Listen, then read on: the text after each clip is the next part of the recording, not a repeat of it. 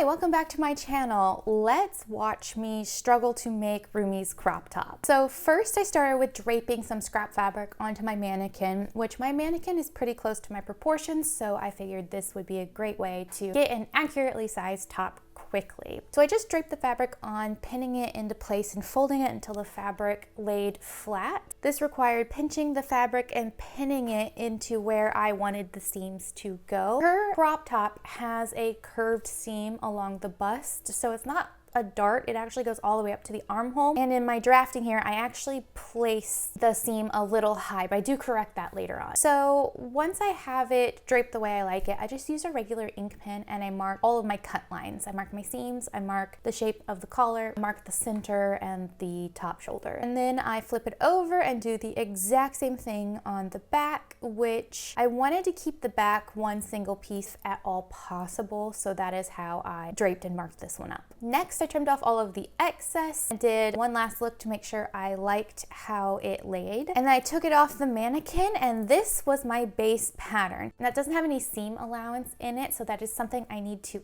add. So to do that, I cut along all of my marked lines, giving me my basic pattern pieces, and then I laid this on top of some plain white cotton because I don't have any muslin or drafting paper right now. So I just used some scrap fabric and drew the pieces onto that and then added a 1/2 inch seam allowance. It was at this point that I realized that I had put the curved seam along the bust in the wrong spot, so I needed to correct that shape and redrew that pattern piece onto some more cotton. Once I was happy with the pieces, I decided to make my mock-up out of the fabric I think I'm going to use for her top, which is some scuba fabric. So scuba is a very thick fabric. It has some stretch to it, but I think that because of the thickness, it doesn't wrinkle and bunch up like a lot of other four-way stretches. It also doesn't need to have the edges finished, so I can technically just roll them in and I don't have to worry about the fabric fraying. However, this wound up being a bit transparent, so it will need a lining. Pins would sometimes leave permanent holes behind, and if I creased it too much, you can't really iron it without squishing it, so I had to be very careful not to add too many creases to the scuba. So once I had everything cut out and pinned together, I took it to the sewing machine and used a lightning bolt stitch to stitch everything together. The lightning bolt stitch is a bit of a cleaner stitch than a zigzag, and it maintains the stretch of the fabric. And then before I tried this on, I decided to try something I saw online before, where rather than snipping into your curves so that they lay flatter, you cut it close to the stitching instead. So I decided to give this a try because the bulkiness of all of my seams was a bit much, and leaving them bulky and just clipping them, I was concerned would lead to some weird bumps in the bust area. Once I snipped all that, I tried it on for the first time, and somehow it wound up being way too big. So I needed to make some adjustments. I did not do up the side seam because I thought I would put a zipper in there, but I definitely needed to take it in because there was a lot of bulkiness and gaping around this. This is supposed to be a form-fitting crop top, so I took notes of where I wanted to take it in, took it apart, took it in quite a bit around that bust seam, and at this point I decided that I would actually cut a seam up the back, which would help me adjust the fit better and also gave me the option of putting in a zipper there instead. I had this idea that I could put an invisible zipper in the under the arm so you don't see it, but that wound up being not a great idea, so I did put a zipper in the back in the end. And then I made some more curvature adjustments and then cut out some more scuba and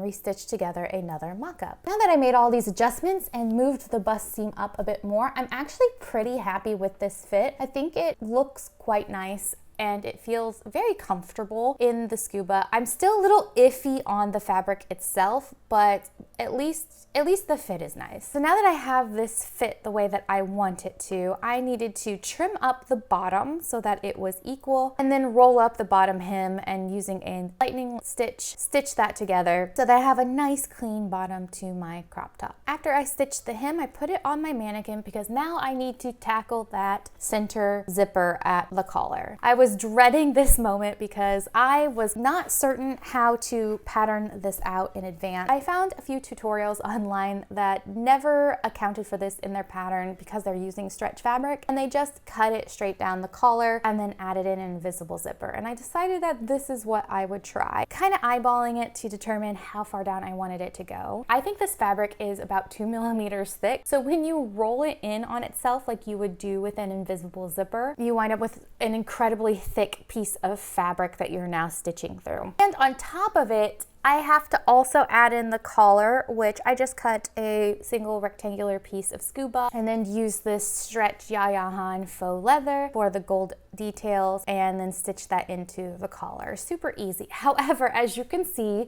this is the ugliest thing I have ever made. This is horrible. The scuba is so thick that when I try to stitch in this invisible zipper, the stitching goes wild. No matter how hard I try, I cannot get the stitching to look straight or clean, especially around the seam at the collar where you wind up with 2 pieces of scuba folded in. And then of course the top, I didn't think it through with the gold, and it looks so bad. It's just a bad choice of fabrics and a bad stylistic choice here. So I was thinking so I thought maybe my solution would not be to put in a real invisible zipper, but instead, what if I took some iridescent fabric, did a faux zipper on top? Like, it'd still be functional, but rather than it being stitched into the scuba, what if it just laid on top of the scuba without folding anything under? And then I used this iridescent fabric, which I was also intending to use for the shorts, to sort of hide the edges of the scuba and make it look more like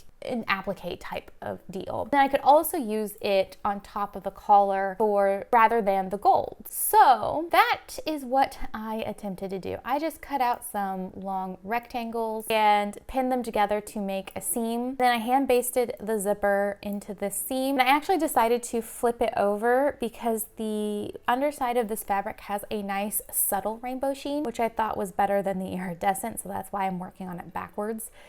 I took it to the machine, stitched in the zipper, and in all honesty, I thought this part wound up looking quite nice, and this was ready to be applied. So the collar was obviously way too high, so I just, rather than fighting to undo any of this, I just cut the collar down to where I think it should be.